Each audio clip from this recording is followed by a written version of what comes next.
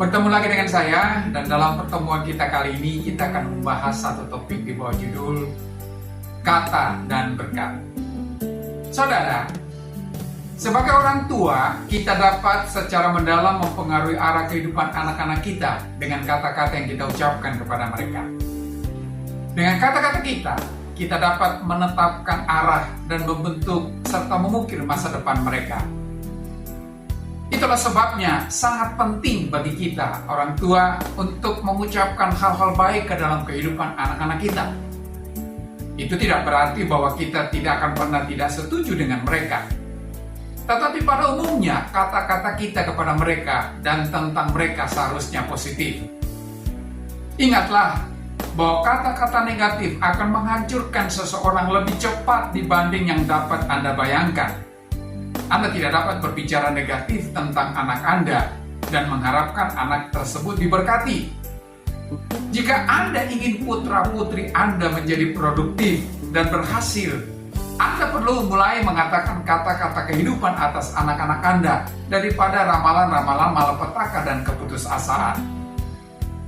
Firman Tuhan mengingatkan kita bahwa kata-kata kita dapat memberkati orang atau mengutuki mereka. Salah satu catatan Alkitab yang paling luar biasa tentang kuasa berkat berasal dari kehidupan Yakub dan Esau, kedua putra Ishak. Yakub menginginkan berkat ayahnya, bukan sembarang berkat, tetapi berkat yang secara absah menjadi hak putra pertama dalam keluarga. Ishak sudah tua, hampir mati, dan ia secara praktis sudah buta. Suatu hari ia memanggil putra sulungnya Esau dan berkata, "Esau, pergilah mencari daging buruan dan siapkanlah bagiku makanan, dan aku akan memberikan kepadamu berkat yang menjadi hak putra sulung." Tetapi ibu Yakub, Ribka, mendengar percakapan itu. Ribka mengasihi Yakub lebih dari Esau. Jadi, dia memberitahukan Yakub untuk mengenakan pakaian Esau dengan maksud menipu Ishak supaya memberikan berkat itu kepada Yakub. Kemudian Ribka mempersiapkan salah satu makanan favorit Ishak, suaminya. Sementara Esau sedang berburu di padang, Ribka berkata kepada Yakub, "Pergilah kepada ayahmu dan berikanlah makanan ini kepadanya. Dan ia akan memberikan kepadamu berkat yang sebenarnya adalah hak kakakmu itu." Yakub menyadari keseriusan penipuan ini. Itulah sebabnya ia berkata, "Tetapi ibu, bagaimana jika ia mengetahui bahwa aku sedang berbohong dan ayah bukannya memberkatiku, tetapi akan mengutukiku? Dan kalau itu yang terjadi, maka aku akan terkutuk seumur hidupku." Saudara, pikirkanlah ini. Yakub mengerti bahwa ia sedang mempertaruhkan seluruh masa depannya pada taruhan ini. Ia menyadari bahwa kata-kata ayahnya atasnya akan mempengaruhinya, baik atau buruk, seumur hidupnya. Saudara, entah kita menyadari atau tidak, kata-kata kita mempengaruhi masa depan anak-anak kita, baik atau buruk. Kata-kata kita mempunyai semacam kuasa yang sama dengan kata-kata Ishak. Kita perlu mengucapkan kata-kata penuh kasih tentang persetujuan dan penerimaan, kata-kata yang mendukung, memberi ilham, dan memotivasi anak-anak kita untuk mencapai ketinggian-ketinggian baru. Saat kita melakukannya, kita sedang mengucapkan berkat-berkat ke dalam kehidupan mereka. Kita sedang mengucapkan kelimpahan dan peningkatan. Kita sedang menyatakan belas kasihan Tuhan dalam kehidupan mereka. Tetapi terlalu sering kita jatuh dalam sikap kasar dan kritis kepada anak-anak kita. Terus-menerus menemukan kesalahan dalam apa yang anak-anak kita lakukan. Kata-kata negatif yang membuat anak-anak kita kehilangan nilai yang Tuhan telah tempatkan dalam diri mereka. Saudara, sebagai orang tua, kita memang mempunyai tanggung jawab di hadapan Tuhan untuk melatih anak-anak kita, untuk mendisiplin mereka jika mereka tidak patuh, untuk dengan penuh kasih memperbaiki mereka jika mereka membuat pilihan-pilihan salah. Tetapi kita seharusnya tidak terus-menerus berbicara berulang-ulang kepada anak-anak kita.